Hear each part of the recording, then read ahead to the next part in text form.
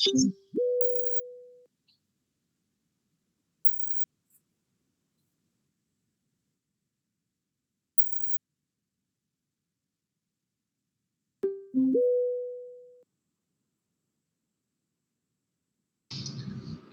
langsung saja ya, Mas Firdan, Mas Raihan, Mas Amil, bisa diaktifkan kameranya.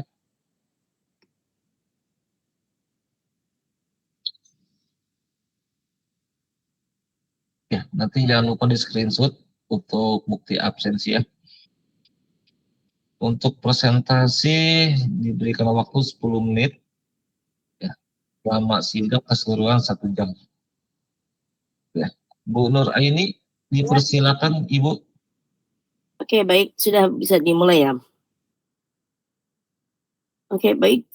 Untuk Firzan, Faiz, Bavana, Raihan Azril Wijaya, dan Amil Ma'ruf dipersilakan mempresentasikannya tadi sesuai dengan instruksi Mas Ajat ya. Kemudian nanti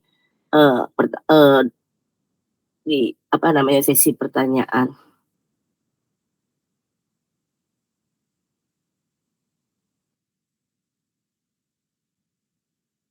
Cek suaranya.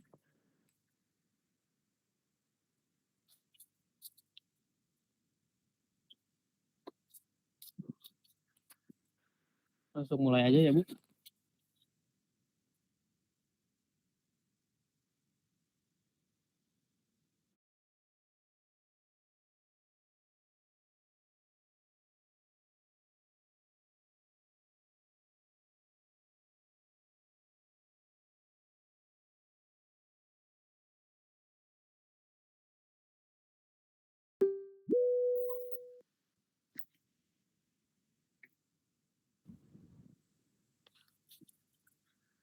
Langsung saya mulai ya, Bu. Iya, silakan.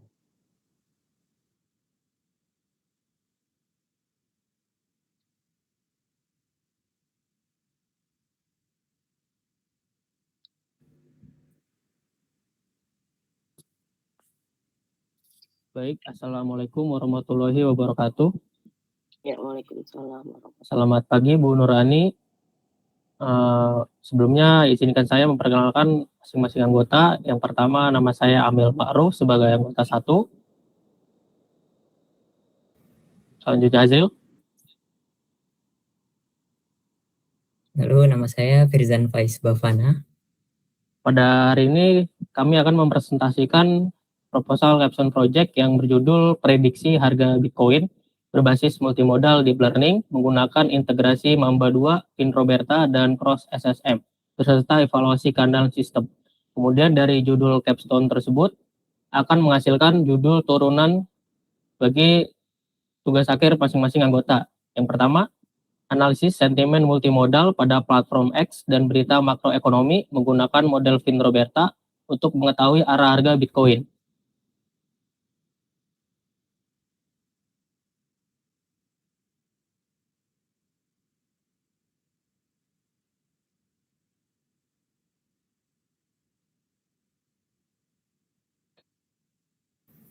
Lalu selanjutnya judul dari saya arsitektur multitask Mamba 2 dengan cross domain gating mechanism berbasis makroekonomi DXY untuk prediksi arah dan magnitude Bitcoin.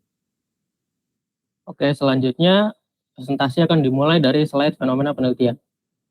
Fenomena yang mendasari pengembangan sistem prediksi ini yaitu Bitcoin memiliki volatilitas tinggi dan rentan risiko sistemik akibat manipulasi sentimen, serta asimetri informasi di media digital.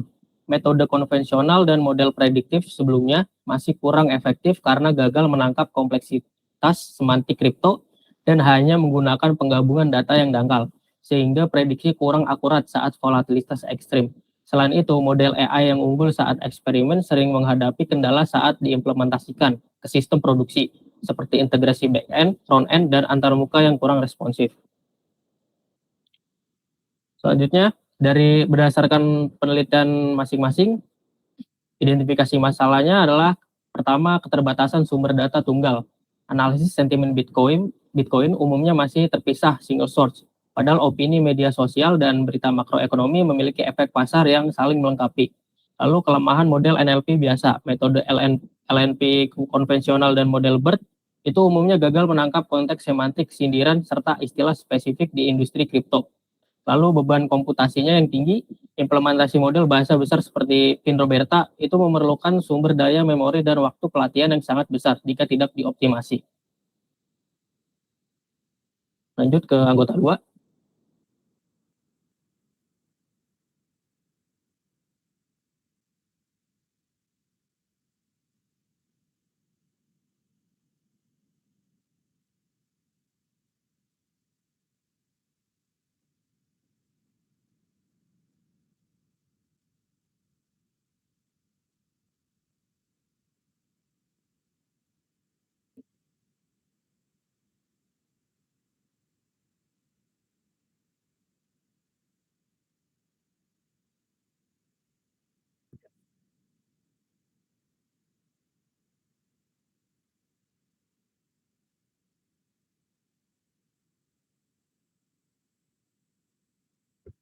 Selanjutnya anggota 3. Selanjutnya identifikasi masalah dari judul saya. Yang pertama itu disparasi sinkronasi data. Perbedaan waktu operasional pasar makroekonomi DXY memiliki hari libur dan aset kripto 24 jam. Lalu yang kedua, kelemahan arsitektur konvensional, yaitu model dasar LSTM rentan mengalami vanishing gradient pada deret waktu yang panjang. Lalu yang ketiga, inefisiensi multitugas, pemisahan arsitektur untuk prediksi arah, klasifikasi, dan besaran harga regresi memboroskan biaya komputasi. Lalu yang terakhir, absennya uji finansial. Evaluasi deep learning umumnya hanya sebatas metrik statistik tanpa simulasi pasar real atau backtesting. Selanjutnya slide state of the art. Di sini state of the art berfungsi untuk memetakan literatur dan tren keilmuan terkini guna menemukan novelty atau kebaruan serta menjadi fondasi kuat bagi penelitian masing-masing anggota. Pada anggota pertama, SOTA pertama itu dari penelitian Zhang dengan kawan-kawan tahun 2025 yang mengusulkan jaringan Sentistack Network membuktikan bahwa menggabungkan data sentimen dari platform X dan berita finansial makroekonomi seperti data CPI mampu meningkatkan akurasi prediksi pasar Bitcoin secara drastis dibanding data angka saja. Kemudian dari penelitian kedua, Rose Hanpur serta rekan-rekan tahun 2025 yang memperkenalkan SAG LSTM memberikan pembenaran akademis kuat mengapa meneliti sentimen teks, yaitu karena model yang hanya bergantung pada data angka teknikal memiliki batasan besar. Dan yang peneliti terakhir, Gekilas dengan rekan-rekan tahun 2006 yang menggunakan hybrid XGBoost framework membuktikan bahwa model XGBoost memiliki performa paling kuat dan tingkat kesalahan klasifikasi paling rendah dalam memetakan hubungan antara data teks sentimen Twitter dengan pergerakan harga Bitcoin. Selanjutnya SOTA kedua.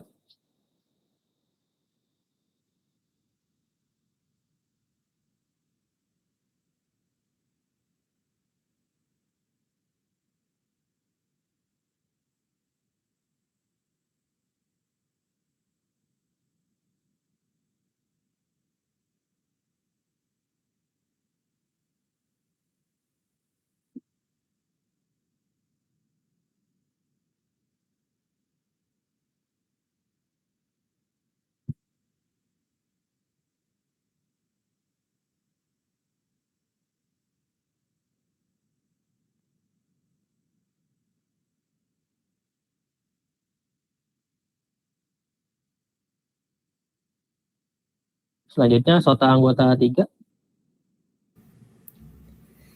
Yang pertama dari Zhou dan kawan-kawan membuktikan bahwa arsitektur State Space Model atau SSM mengungguli baseline konvensional seperti LSTM dan Transformer dalam menangani kompleksitas volatilitas aset kripto frekuensi tinggi dengan efisiensi komputasi linear. Yang kedua, Wang dan Liu menunjukkan bahwa mekanisme fusi berbasis gating adaptif secara signifikan lebih efektif dalam menyaring dan menggabungkan fitur lintas modalitas dibandingkan metode penggabungan naif atau concat atau standar. Dan yang ketiga dari Al-Mansori, landasan empiris mengenai dinamika korelasi out of phase antara Bitcoin dan US Dollar Index atau DXY yang memvalidasi urgensi penggunaan data makroekonomi ini sebagai input domain silang.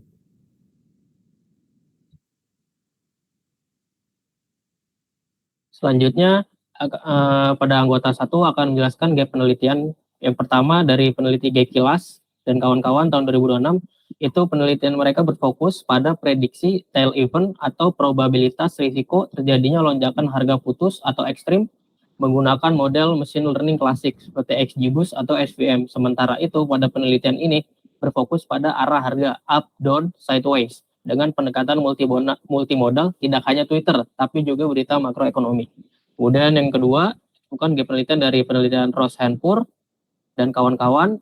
Jadi artikel mereka ini secara eksplisit menyebutkan bahwa kelemahan model mereka pada Bitcoin disebabkan karena tidak adanya variabel sentimen pasar. Pada penelitian ini membawa variabel tekstual multimodal berupa sentimen platform X dan berita makroekonomi menggunakan pin Roberta. Selanjutnya gap anggota 2.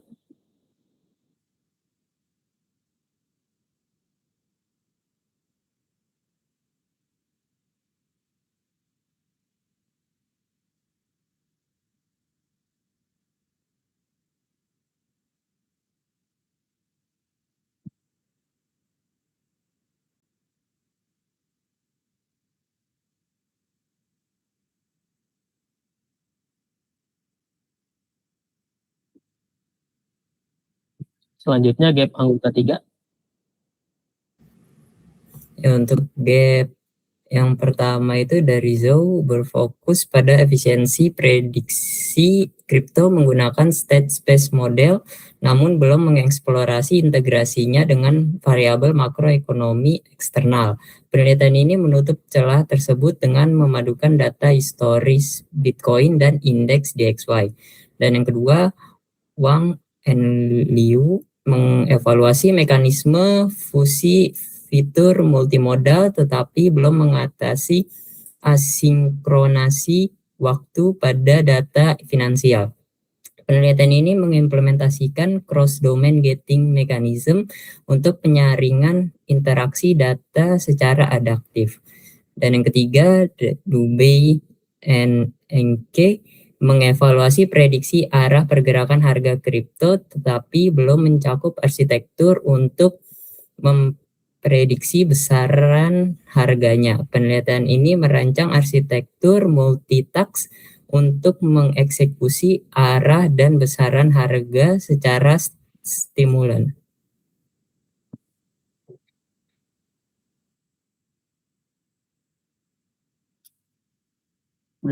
Berdasarkan latar belakang dari penelitian masing-masing, dirumuskan masalahnya ya pada penelitian pertama itu bagaimana kemampuan pin Roberta dalam mengubah atau memproses cuitan X dan berita ekonomi global menjadi indikator sentimen Bitcoin. Yang kedua, apakah penggabungan kedua sumber data multimodal dapat menghasilkan akurasi model yang lebih akurat untuk mengetahui arah harga daripada satu data sumber. Kemudian yang ketiga, serta bagaimana dampak penerapan metode LoRa terhadap efisiensi komputasi dan akurasi model dalam memproses sentimen tersebut.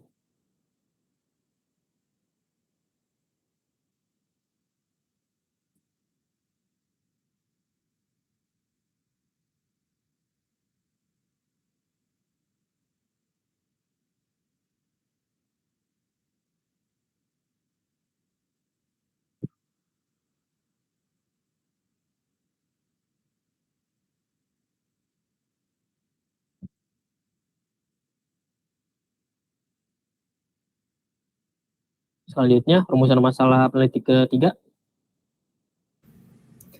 Rumusan masalah dari penelitian saya yang pertama itu bagaimana performa arsitektur multitask Mamba 2 dibandingkan baseline konvensional atau LSTM dalam memprediksi arah dan magnitude Bitcoin secara stimulan. Yang kedua, bagaimana implementasi jaringan terpadu Mamba 2 untuk mengeksekusi dua tugas heterogen, klasifikasi dan regresi secara bersamaan. Yang ketiga, bagaimana dampak penambahan indikator DXY terhadap akurasi prediksi dibandingkan pemodelan berbasis data harga historis tunggal.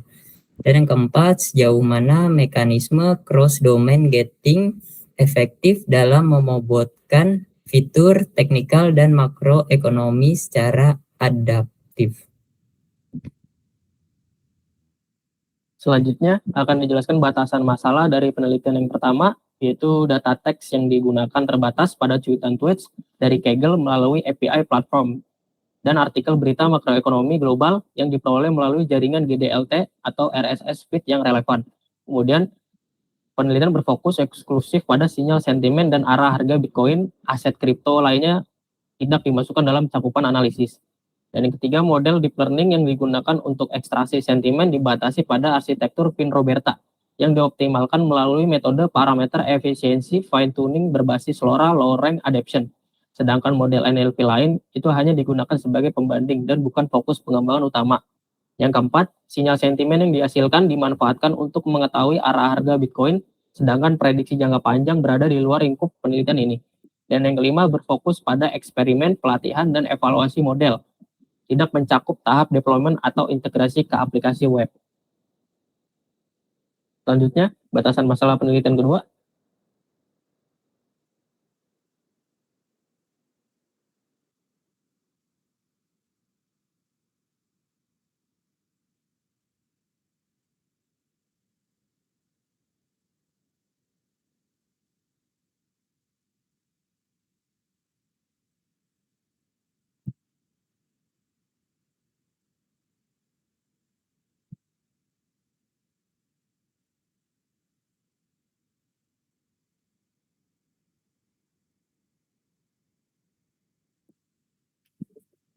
Selanjutnya, batasan masalah penelitian ketiga. Ternyata batasan masalah dari penelitian saya yang pertama itu harga BTC USDT dan indikator DXY beresolusi per jam atau H1 dari 1 Januari 2025 hingga 30 April 2026. Yang kedua, hanya menggunakan OHLCV, indikator teknikal, dan DXY, mengabaikan indikator makroekonomi lainnya seperti inflasi atau suku bunga. Dan yang ketiga, target proyeksi arah dan besaran harga dikunci secara spesifik untuk 24 jam ke depan.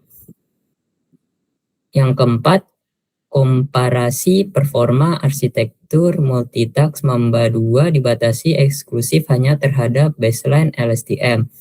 Dan yang kelima, tidak mencakup analisis fundamental kualitatif regulasi hukum maupun sentimen pasar berbasis teks. Berikut adalah tahapan capstone project kami yang akan dijelaskan oleh anggota 3.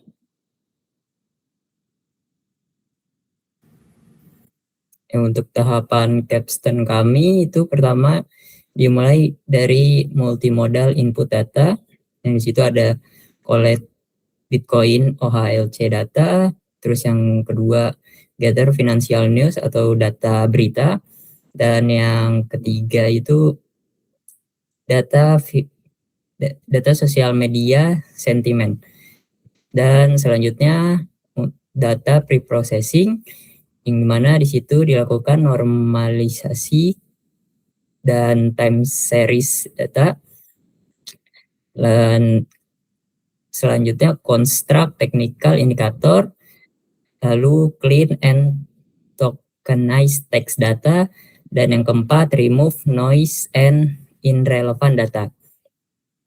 Dan lanjut menuju kolom selanjutnya yaitu parallel feature extraction, yang dimana di situ ada Mamba 2 modul dan Pin-Roberta modul. Di Mamba 2 modul di situ dilakukan encode temporal dependency, capture long range pattern, dan di Pin-Roberta modul dilakukan encode semantic mining, extract sentiment representation. Lalu di cross SSM fusion layer, situ ada align multimodal future, fusion temporal and textual data, model cross modal dependency. Lalu selanjutnya prediction modul, prediction price direction, estimate price magnitude, dan generate multi horizon forecast, yang dimana di situ akan menggenerate target prediksi yaitu 1 hari dan 7 hari. Lalu lanjut ke risk analysis modul, yaitu ada estimate market volatile, calculate value at risk, dan quantitative uncertain. Dan yang terakhir output layer, output Bitcoin price prediction, indicate market trend, dan provide risk metrics. Selanjutnya tahapan penelitian dari peneliti yang pertama dimulai dari pengamatan sentimen berita dan pasar, terus lanjut identifikasi masalahnya, kemudian lanjut ke pengumpulan data yang diambil dari Kaggle, yang dimana data Kaggle tersebut diambil melalui API TWP langsung, kemudian data berita makroekonomi, CPI, Fed, ETF, NFP, dan harga historis Bitcoin OHLCV dari API Binance. Kemudian data terkumpul sebanyak Twitter 126.000, dari berita 36.000 dan dari Binance 11.000. Selanjutnya data di pre-processing yang mencakup cash folding and clearing, stop word removal, text normalisasi, dan labeling. Kemudian data dibagi menjadi 3 untuk training 80%, validation 10%, testing 10%. Langsung lanjut ke inisialisasi model, itu pemanggilan model Pinroberta, yang di sini nanti akan dioptimasi juga menggunakan metode PEFT LoRa guna menekan daya komputasinya. Lalu setelah itu dilakukan pelatihan dan hasilnya akan dievaluasi.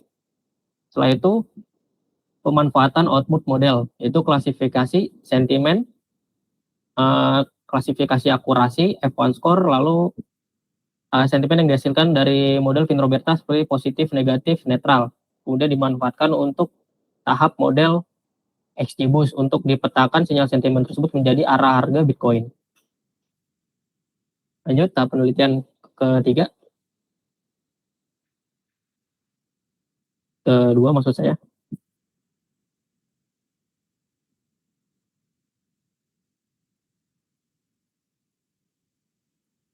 Jadi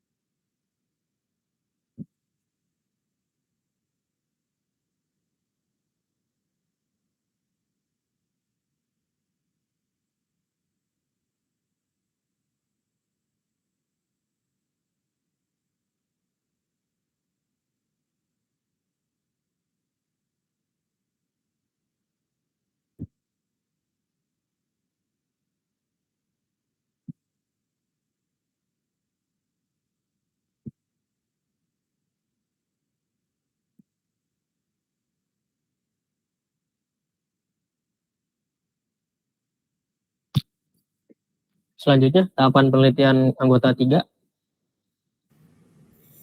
Ya, tahapan penelitian saya yang pertama itu ada cross domain financial input. Di situ ada Bitcoin historical, OHLCV, makroekonomi, DXY index. Dan yang kedua data preparation. Di situ lakukan timestamps synchronization, terus missing value handling, data normalization, target construction, dan yang terakhir stationary transform atau locality return. Dan yang ketiga itu feature engineering. Pada tahap ini itu dilakukan Bitcoin feature, technical indicator, DXY feature, dan cross domain feature. Dan yang keempat itu sequence construction. Di situ Waktu presentasinya udah habis. Silakan lanjut ke slide kesimpulan. Slide demo aplikasi Bu paling. Kesimpulan nggak ada? Oh, kesimpulan nggak Bu? Oke, baik. Berarti sudah ya. Ya, langsung ke sesi pertanyaan untuk capstone dulu. Di capstone ini berarti produk Anda berupa apa ya? Sistem prediksi. Oke, yang sistem web, Bu. Berbasis web. Berarti Ya, produk Anda adalah sebuah web yang menyajikan hasil prediksi Bitcoin gitu ya? Iya Bu. Penggunanya siapa? Investor retail dan investor pemula Bu. Investor retail dan investor pemula. Data yang diambil dari mana?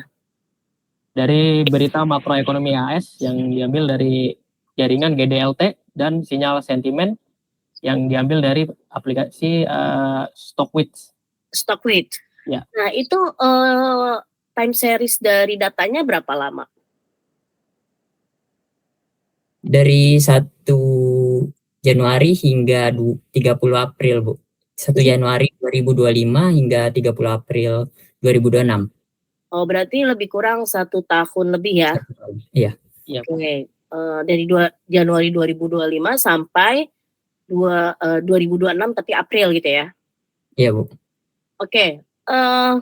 Berarti ini data untuk pergerakan harga Bitcoin kan ya? Iya Bu. Iya, Bu. Harga Bitcoin itu seluruh dunia sama atau berbeda? Sama, Bu. Sama.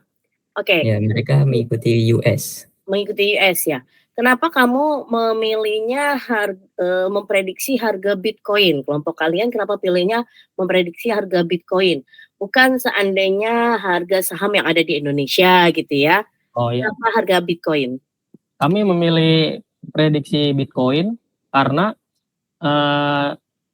Bitcoin ini memiliki volatilitas yang paling tinggi, terus sistemnya berjalan di blockchain, kemudian datanya paling melimpah, paling berisik, dan likuiditasnya itu sangat tinggi Bu di pasar global.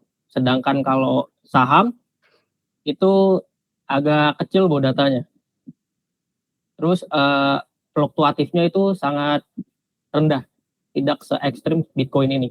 Oke, Bitcoin ini kan ada istilahnya ditambang dan ada yang istilahnya dibeli gitu ya? Iya, Bu. Nah ini tuh gunanya memprediksi harga Bitcoin ini untuk apa sih bagi pengguna ya, contohnya bagi si investor pemula ataupun investor yang sudah tadi yang sudah pemula dan apa tadi usernya? Investor retail. Oh ya, retail itu berarti yang dia biasa jual beli gitu ya? Ya, pada umumnya. Kecilan, Bu. Ya pedagang lah ya, untuk pedagang. Ya. Oke. Itu apa tuh? Kan sebenarnya tadi kan kata kamu bilang si data dari Bitcoin ini kan lebih volatile, terus lebih berisik istilahnya kan sebenarnya untuk satu hal kejadian tertentu pun udah langsung bikin dia drop gitu kan ya, dan seterusnya gitu ya.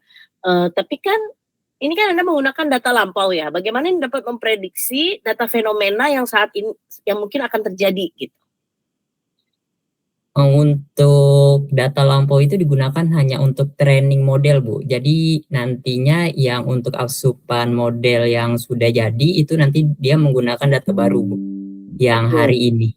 Itu. Berarti data yang akan dijadikan sebagai indikator pada prediksi saat ini adalah data saat ini gitu kan? Iya Bu. Oke. Apa aja sih indikator yang mempengaruhi fluktuatif harga Bitcoin? Yang pertama itu data indikator sentimen sosial yang dari Stockwith yang ini Bu. Iya, boleh sambil ditunjuk tampilannya cuma segitu ya. Oh, saya mau demokan Bu, bentar ya Bu. Ini Anda buat narik ke web base-nya menggunakan apa ini? Web base-nya dibangunnya pakai apa? Pakai React TypeScript Bu. Oh iya. Untuk front end-nya. Front end-nya ya, pakai React. Jadi tinggal tarik aja ya. Iya Bu.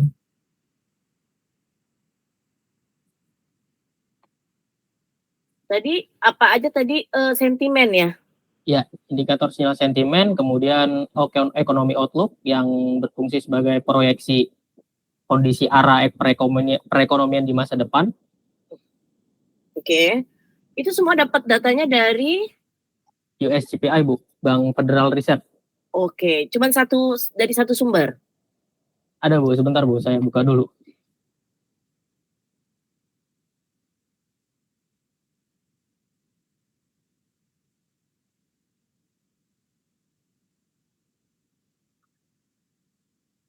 Oke, sambil Amil buka demonya. Nih kalian bertiga boleh untuk capstone projectnya sendiri ya, bukan TA. Kalian bagian pengerjaannya apa saja? Apa contohnya Firzan bagian front end, Amil data atau bagaimana, boleh dijelaskan nggak sambil Amil demokan? Oke Bu, untuk pembagian tugas di sini Amil itu bertugas dia merancang model Finroberta dan dia juga melatihnya. Lalu untuk saya sendiri di sini bertugas merancang Mamba 2-nya dan cross SSM-nya. Dan untuk website itu kita bagi tugas, Amil ngerancang front end-nya, saya back end-nya Bu. Oke, jadi Amil ini di model ya dengan menggunakan Finroberta ya, Amil ya. Iya Bu. Oke, kalau yang tadi Rehan? Untuk Rehan dia untuk Ya, Rehan silakan dijawab Rehan. Oh, black box textingnya. Iya, betul. Oke, untuk Firzan? Saya model Mamba 2 dan cross SSM Bu. Model Mamba 2 itu berarti kamu bagian security atau mana? Enggak, Mamba 2 itu, jadi Finroberta itu untuk dia memproses model yang untuk memproses data teks, kalau yang Mamba 2 itu untuk proses data time series Bu. Firzan ya, berarti ngomongin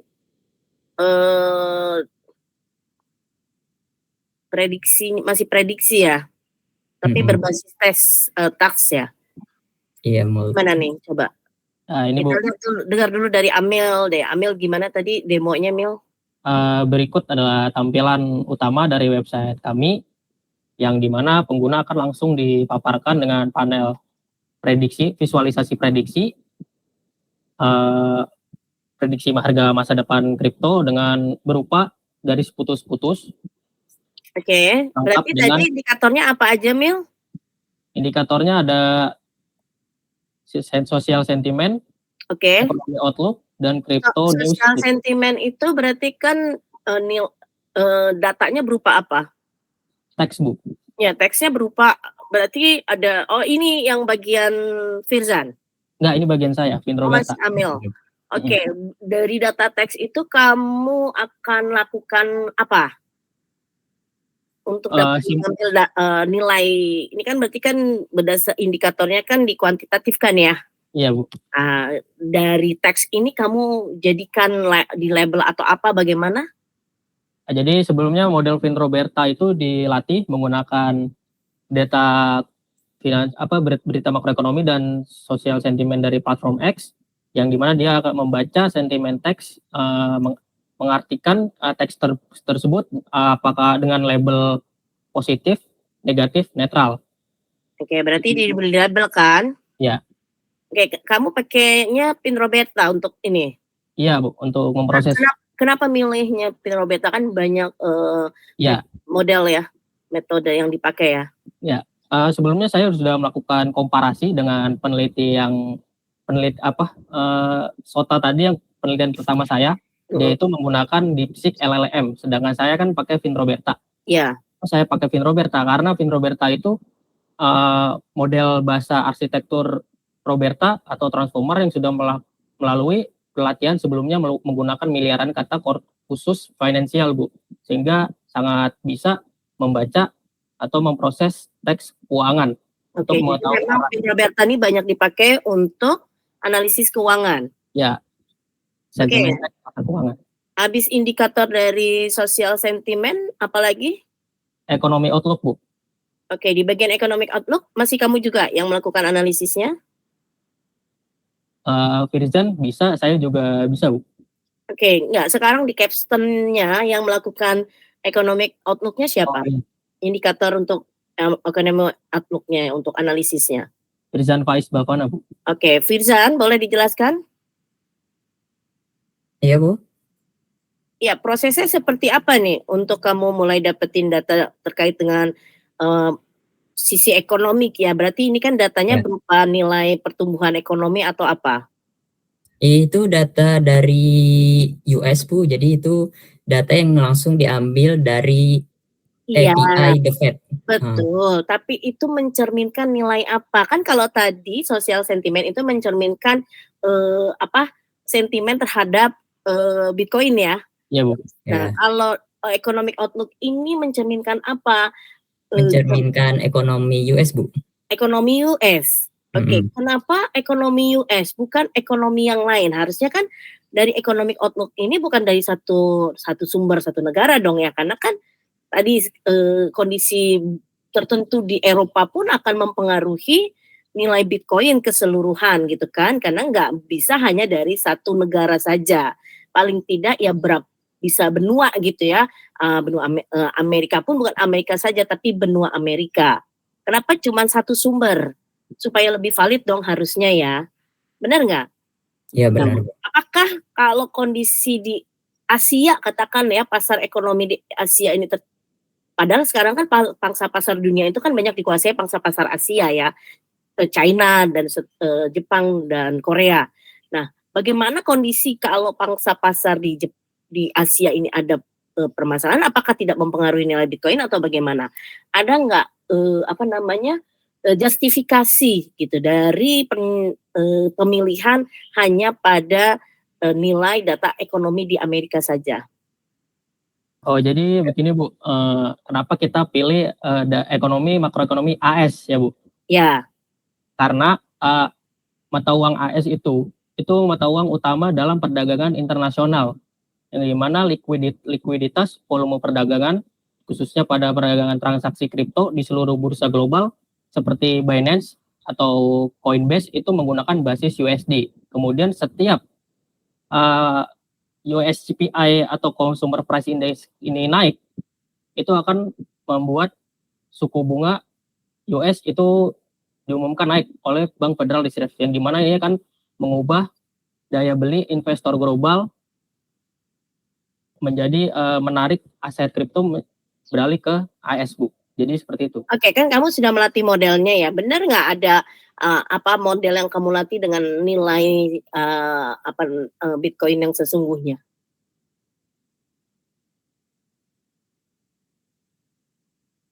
Siapa yang mau jawab? Tadi ambil sudah Raihan atau Fairasian? Untuk model kita ini kemarin sempat kita tes dan itu hampir menyentuh target, Bu. Hampir menyentuh targetnya itu dari mana nilai ukurnya? Yang kemarin kita nggak sempat dokumentasiin sih, Bu, tapi ada di situ bahwa kemarin model sempat menyebut bahwa harga akan ke 55 dan kemarin dia sempat turun ke 57. Ya. Walaupun secara target harga tidak menyentuh, tapi secara arah tren pasar itu sudah sesuai, Bu. Miris. Oke, jadi nilainya tidak pas, tapi arahnya pas. Iya. Contoh katakanlah dia menyatakan nilainya seandainya dari 56 dia menyatakan prediksinya 58. Ya.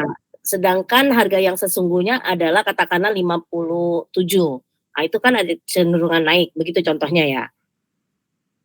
Oke, itu nanti untuk selanjutnya boleh didokumentasikan ya, untuk siap, Bu. melihat benar nggak sih, karena kan tadi ada indikator-indikator yang kita perlu tanyakan juga, terus juga tambahkan justifikasi bahwa ya benar kita menggunakan hanya dari data ekonomi Amerika, bisa loh digunakan untuk ini karena mengacu kepada, nah seperti itu. Jadi setiap pemilihan, kan kunci dari prediksi itu adalah parameter yang akan diujinya ya kan, parameter itu kan yang berubah naik turunnya yang mempengaruhinya kan. Nah, kalau Anda salah memilih parameter tentu nilainya tidak akan optimal prediksinya, betul nggak? Betul, Bu. Oke, jadi itu yang harus Anda justifikasi, harus Anda tekankan, cari pembenarannya gitu ya, berdasarkan dari hasil penelitian sebelumnya tentu aja. Oke, jadi ini prototype aja kan, web base-nya nggak full kan? Anda kan cuma pakai framework aja ya? Iya, Bu. Nah, jadi kan nggak ngoding ini kan, tinggal Anda embedded ya hasil dari perhitungan prediksinya pakai apa? Tools. Dari integrasi model Finroberta dan Mamba 2, Bu, melalui. Oke, jadi 2 ya? Ya. Oke, jadi si Indo-Robertanya sendiri benar diperdalami oleh Amil ya? Iya, Bu. Oke, kalau Firzan? Mamba 2-nya, Bu. Mamba 2-nya. Kalau Rehan? Halo? Rehan ya? Black box testingnya. Tapi kalau di proposalnya saya lihat security ya? Testing di proposal Anda apa fokusnya? Apa saya salah baca? Iya, kan itu proposal namanya, Rehan. Oh, keamanan. Iya, berarti kan security dong. Oke. Keamanan apanya nih?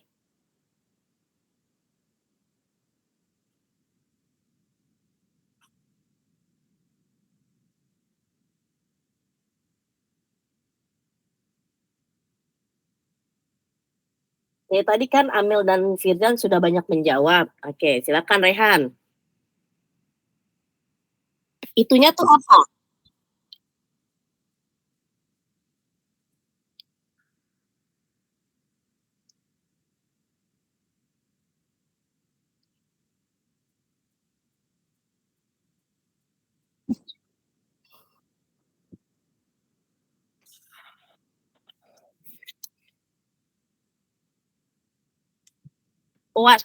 OWASP ya. Oke, OWASP tadi untuk kerentanan apa?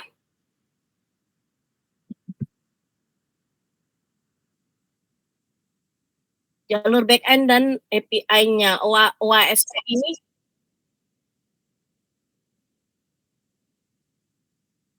ini cara kerjanya gimana ya?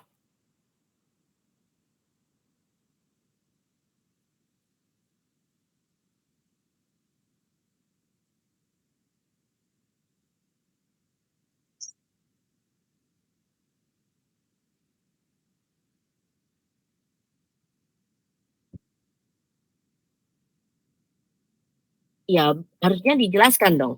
Ada nggak penjelasannya? Kenapa memilih itu? Ya.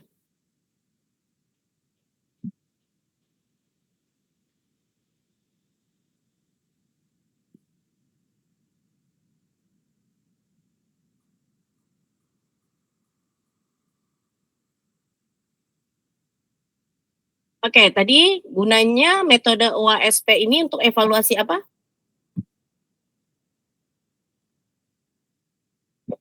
Bedanya apa dengan yang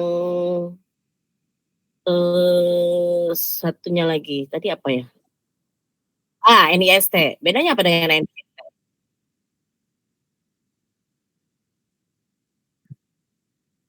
Oke, kalau NIST untuk library-nya. Kalau ini untuk jalurnya. Oke, boleh nggak, apa aja sih yang dilakukan pengecekan atau pengujian keamanan dengan, OASP ini? Tadi kan kamu udah bilang apa, authentication, authorization, itu tuh apa sih yang dilakukan pengecekannya?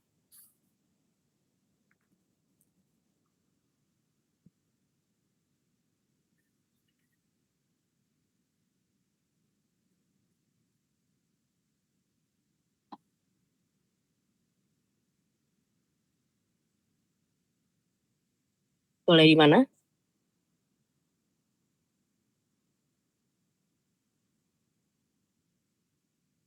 Mana Excel-nya? Tadi katanya Excel-nya.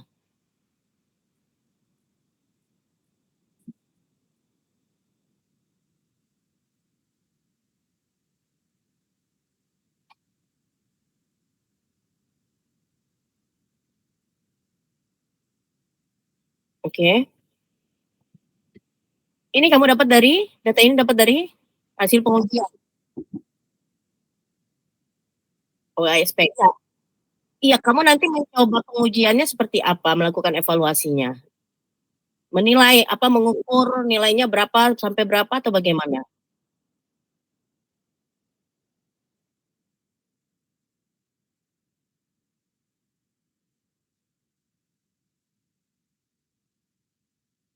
Ini untuk apa pertanyaannya? Oke, ini terkait dengan kalau kata Sandi itu terkait apa ya, authorization atau authentication? Iya. Nggak, saya tanya sama, Rehan, kata Sandi itu terkait dengan authentication atau authorization? Authentication itu menguji apa? Iya. Apa sih authentication itu? Apa sih authentication itu? Ya, authentication itu apa sih bedanya dengan authorization? Ayo Rehan langsung bisa dijawab dong, ini kan basic dasar kamu nih. Apa bedanya authentication dengan authorization? Jangan nyari jawabannya dulu dong, harus langsung paham.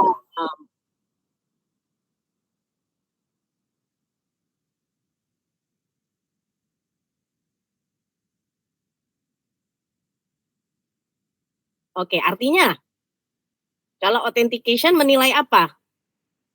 Kamu siapa itu yang apa yang dicek? Apakah hanya username?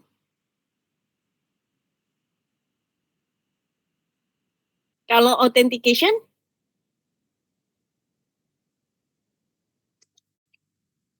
Nah iya, authorization itu ngecek apa? Authorization dulu atau authentication dulu?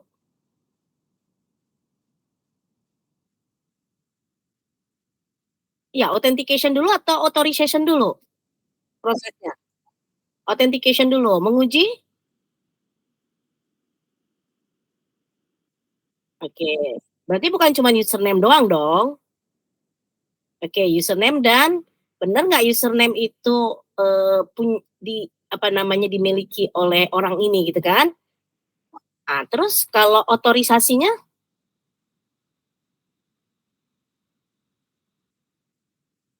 Oh, katanya pengujian authentication dan authorization. Authorization nggak ada? Tadi kamu bilang tahapannya di testing itu ada authentication dan authorization. Iya kan tadi saya tanya mekanisme, cara kerja, kamu bilang mengecek apa namanya, pengecekan authentication dan authorization. Saya ingat loh, saya tulis, apa namanya, saya catat loh kamu, apa yang kamu jawab.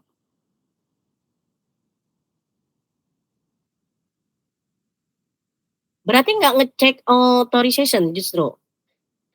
Oke, jadi kalau seandainya saya melakukan, apa namanya, eee, otorisasi itu kan cuman pengen tahu siapa kamu ya kan, benar nggak sih kamu itu. Nah kalau authorization itu kan ngecek kamu tuh role kamu tuh berhak nggak sih mengakses fitur atau fungsi tersebut? Kamu berhak nggak sih ngedit? Kamu berhak nggak sih melakukan pemrosesan atau hanya view aja gitu kan harusnya? Loh, sekarang kalau seandainya ada kesalahan dalam setting pada back end-nya, kamu nggak bisa ngecek dong bahwa oh si role si user ini yang bertindak role-nya adalah sebagai ini tuh nggak berhak loh melakukan ini, nggak bisa dong ngecek itu. Ya bisa, tapi nggak ada di kamu, gimana? Tadi kamu bilang katanya cuma otorisasi aja. Authentication aja nggak otorisasi. Padahal itu dua hal loh. Pada saat kamu login, contoh kamu login di SIA dengan username dan password, dia akan ngecek secara autentikasinya, benar nggak sih itu kamu? Kalau benar berarti passwordnya benar dong. Oke, ada nggak sih database username kamu, benar kan? Itu kan prosesnya gampangnya. Begitu kamu sudah masuk ke dalam sistem, proses autentikasi berhasil. Tapi proses authorization belum. Kenapa? Karena kamu mahasiswa, contohnya Rehan, kamu hanya bisa melihat jadwal, benar nggak? Nah, ternyata kamu bisa ngubah jadwal. Berarti si role kamu sebagai mahasiswa harus dicek kok bisa salah ya. Kok bisa ya? Karena bisa aja dilakukan ya apa namanya? Biasanya bisa pakai SQL injection atau apa pengubahan daripada otorisasinya. Ya orang bisa yang tadinya dia nggak bisa lihat nilai jadi bisa lihat nilai. Contoh mahasiswa itu nggak bisa lihat nilai di periode waktu sebelum dia dibuka. Hanya bisa pada saat waktu tertentu, benar nggak? Kalau pas ujian itu kan nggak mungkin dia bisa lihat nilai sebelum waktu dosen masih input nilai, nggak bisa tuh dia ngelihat nilai gitu ya. Ini kamu bisa, harusnya kan nggak bisa. Dan ini kan berarti ada proses yang harus dicek dong. Ada yang boleh dilakukan, ada yang tidak boleh dilakukan oleh role tertentu. Masa nggak ada pengecekan itu otorisasinya, siapa yang boleh melakukan apa, itu kan otorisasi. Terkait dengan akses kontrol atau, ya kontrol akses kontrol terhadap suatu fitur atau suatu, modul dalam sebuah sistem. Harusnya kan gitu, masa nggak ada proses otorisasinya? Padahal salah satu, pengujian keamanan itu, ya kalau ada authentication pasti ada authorization. Coba dicek lagi, Rehan, benar nggak apa yang saya katakan ada autentikasi, ada otorisasi? Nah, harusnya ada dong. Oke, berarti ada yang masih kurang, gitu ya. Jadi dibaca lagi. Oke, terakhir ya, ini udah jam 11 lewat 10. Jadi jadi menurut kalian dari caption yang sudah jadi ini, satu-satu ya, mulai dari Raihan aja dulu. Dari caption yang sudah jadi ini, kamu ingin kembangkan atau kamu ingin fokus di bagian kalau kalau Rehan berarti bagian evaluasi ya, pengujian. Sejauh mana sih proses yang sudah dilakukan di caption dan yang belum atau baru mau kamu lakukan?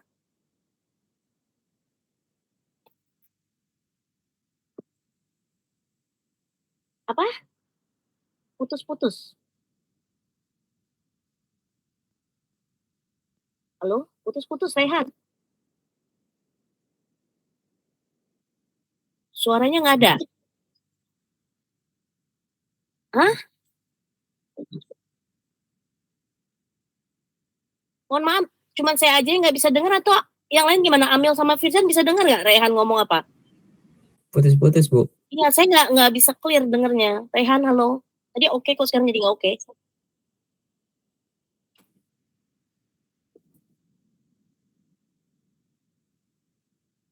Ya, suaranya ada tapi tidak clear.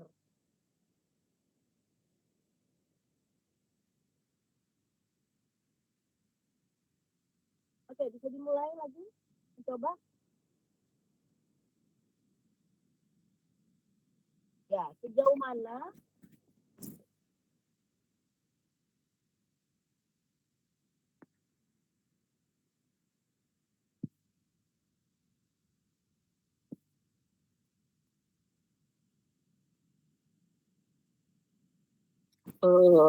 fokus dari captain dan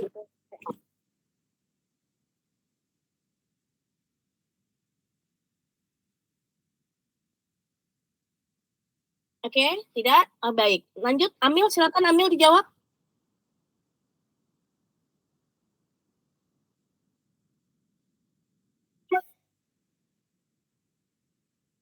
Halo? Amil, silakan. Amil dijawab.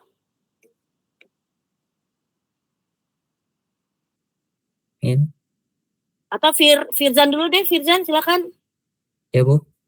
Tadi pertanyaan saya yang sama. Sejauh mana kalau di Capstan kan hanya memakai untuk Mamba 2-nya ya Bu ya? Ya. Untuk Mamba 2-nya itu hanya berfokus pada data histori saja dan saya akan mengembangkan dia menggunakan data indeks DXY Bu untuk nantinya. Bedanya apa tuh Firzan? Bedanya data historis Bitcoin dan indeks DXY Bu? Iya. Bedanya kalau indeks DXY itu dia pengukur nilai dolar Amerika Serikat dan kalau harga historis Bitcoin yaitu harga Bitcoin itu sendiri Bu. Harga lampau Bitcoin. Berarti sama seperti mengukur nilai dari data ekonomi USA tadi. Iya Bu. Jadi DXY-nya hanya indikator saya Bu. Kalau DXY-nya hanya apa? Indikator. Oh, kamu menambah indikator atau mengganti indikator? Di DXY-nya jadi indikator Bu. Oke, sebelumnya belum ada. Belum ada. Tapi masih menggunakan metode yang sama, Mamba. Iya. Mamba ada berapa sih? Ada Mamba 1, Mamba 2, Mamba 3, Mamba 4? Baru sampai Mamba 2 Bu. Ini model baru Bu. Ini model baru. Berapa? Kalau dari 2000, kalau dari penelitian yang menciptakan itu dari 2024 Bu. Oh 2024, baru 2 tahun diuji coba. Berarti belum terlalu banyak itunya ya? Iya, belum terlalu banyak penelitiannya Bu. Belum banyak penelitiannya ya. Tapi yang sudah ada, dia diimplementasi untuk apa? Ada itu untuk sama untuk Bitcoin, tapi dia beda task Bu, beda tugas. Kalau saya arah dan regresi, kalau dia volatilitas Bu. Oh, kamu mau ke arah, maksudnya pergerakan ya? Ya, pergerakan kayak naik atau turun. Kalau yang sudah dibuat terkait dengan volatilitas daripada harga Bitcoinnya. Iya. Oke, Firzan. Tadi Raihan sudah dapat jawabannya?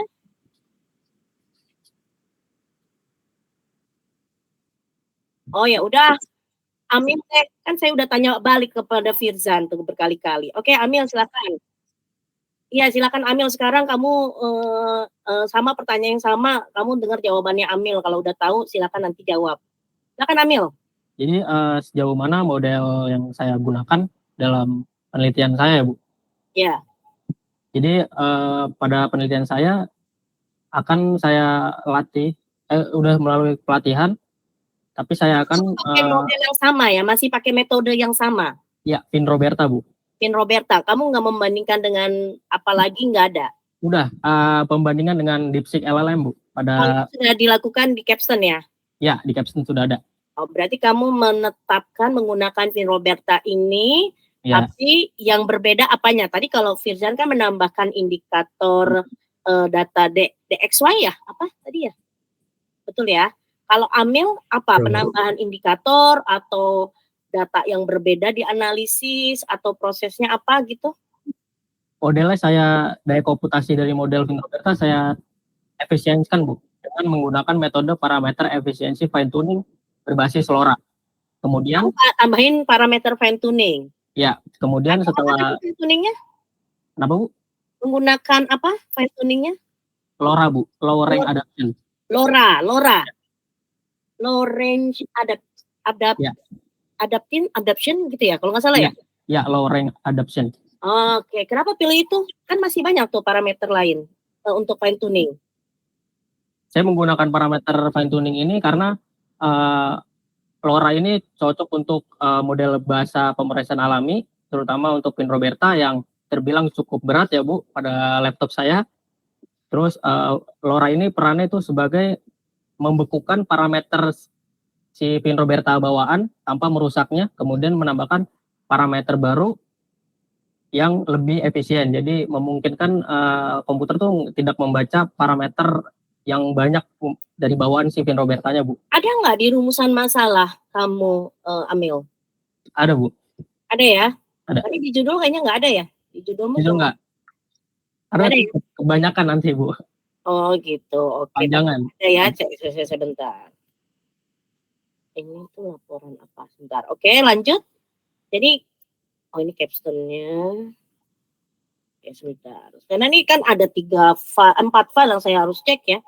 Oke, ambil judulnya jadi ini arah. Ini sama juga arah harga. Berarti sama dong. Yang diuji sebenarnya sama ya dengan tadi Firzan ya. Iya, Bu. Tapi jadi tujuannya itu buat nguji model masing-masing. Terus kalau saya pengaruh dari penerapan efisiensi, terus sama membandingkan apakah akurasi dari penggunaan multimodal itu lebih akurat daripada single data, Bu. Kamu nggak ngomongin multimodal nih di sini? Multimodal, Bu. Ada di judul multimodal, Bu. Emang judul multimodal ya? Analisis sentimen multimodal. Oh, multimodalnya dari mana aja? Dari data sentimen teks yang dari Twitter, Bapak berita makroekonomi AS, dan data harga historis OHLCV, Bu, dari API Binance untuk memetakan sinyal sentimen. Sama caption kamu ya yang sekarang, sama caption kalian kelompok ini ya? Ya, mirip. Tapi saya ada penggunaan model lapis kedua, Bu, XGBoost, model pendukung. XGBoost-nya nanti digunakan untuk membandingkan atau kamu mau gabungkan? Untuk memetakan sinyal yang dihasilkan pin Roberta menjadi arah harga Bitcoin, Bu. Jadi nanti ada backtest. Dia hanya memetakan aja, bukan digunakan untuk men-train datanya lagi? Enggak. Karena tidak, itu masuk ke batasan masalah, Bu. Tidak ke implementasi. Coba batasan masalah, jadi hanya sebagai ini aja ya? Ya, dilakukan backtest saja. Backtest aja, oke. Evaluasi, kemudian evaluasi. Gitu. Kenapa nggak kamu hybridkan? Karena saya lebih terfokus ke model pin Robertanya sejak dari awal. Oke, parameternya menggunakan LoRa. Ya. Oke, udah dicoba belum? Sudah, Bu. Hasilnya? Hasilnya sebelum menggunakan parameter efisiensi fine tuning itu saya bisa menghabiskan waktu pelatihan selama 16 jam, Bu, sebanyak 30 epoch. Sedangkan pas sudah pakai kamu tadi waktu sebelum pakai fine tuning berapa epochnya? Hanya 30, terus 16 jam, sekitar 16 jam. 30 epoch 16 jam? Iya. Oke, lama ya. Terus kalau dengan penambahan LoRa? Hanya 5 jam. Untuk 30 epoch yang sama? 50 epoch. Oh, 50 epoch. Jadi jauh ya ininya ya? Ya, jadi itu yang jadi kebaruan dari penelitian saya. Oke, nanti silakan diuji coba dengan beberapa epoch ya. Contohnya tadi 30, seandainya 60, ini waktu dan seterusnya ya. Saya kasih data juga ya? Ya, saya kasih early stop supaya sebanyak 5 kali sudah overfitting dia akan langsung diambil yang paling bagusnya aja. Oke, ya. Ya, nanti outputnya atau luarannya harusnya berupa tabel hasil pengujian si klasifikasi. Dengan fine tuning, tanpa fine tuning, dengan parameter apalagi di otak-atik lah diuji. Jadi ada banyak tabel pengujiannya. Akurasi dari single data sama yang multimodal ya, Bu? Iya, betul. Single data, multimodal, fine tuning, tanpa fine tuning, kayak gitu. Jadi ada banyak ininya ya, uji cobanya. Outputnya banyak lah, Bu. Ya, dan itu harus didokumentasi, jangan cuman, kemarin saya udah coba, nggak ada dokumennya nggak bisa ya. Harus siap, ada. Ya. Oke, begitu juga Firzan tuh tadi, kayak contoh yang tadi ya, arahnya nih dengan dan dengan setelah data yang diuji dilihat arahnya itu jauh nggak dengan targetnya seandainya. Ya kan kalau bisa arah, tapi kalau nggak sesuai semakin bagus kan kalau udah mendekati targetnya kan. Ya. Oke, jadi Raihan gimana bisa menjawab? Ya.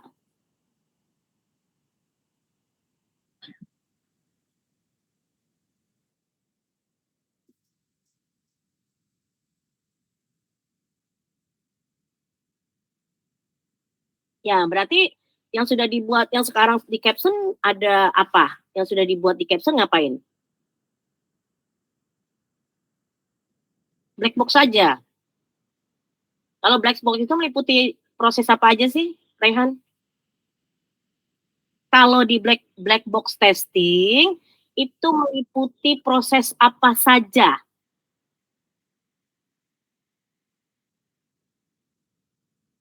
Ya, masih sebentar. Ini misalnya udah mau habis waktunya, Rehan. Ya bener, Rehan kan?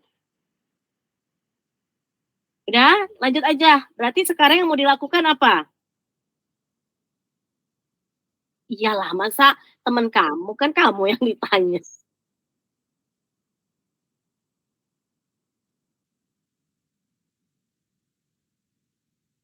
Oke, terus?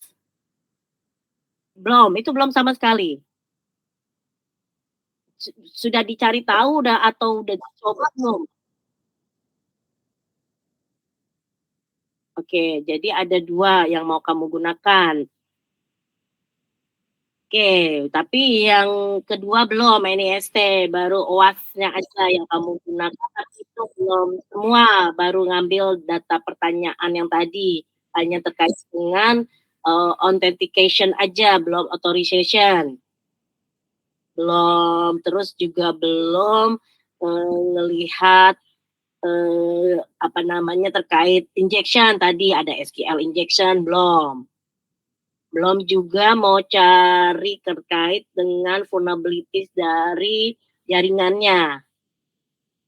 Oke, konfigurasinya belum juga dilakukan pengecekan. Pertanyaan terkait kesalahan konfigurasi, kesalahan terkait dengan akses yang tadi yang terkait dengan authorization itu kan terkait dengan akses yang bisa disalahkan atau bisa diutak-atik gitu ya. Itu belum ya. Banyak jadi ya. Berarti yang kamu mau kerjakan masih banyak nih dibanding teman-teman yang lain ya, Rehan. Oke, baik. Waktunya sudah habis. Saya akhiri. Terima kasih. Assalamualaikum warahmatullahi wabarakatuh. Ya, terima kasih Bu. Waalaikumsalam.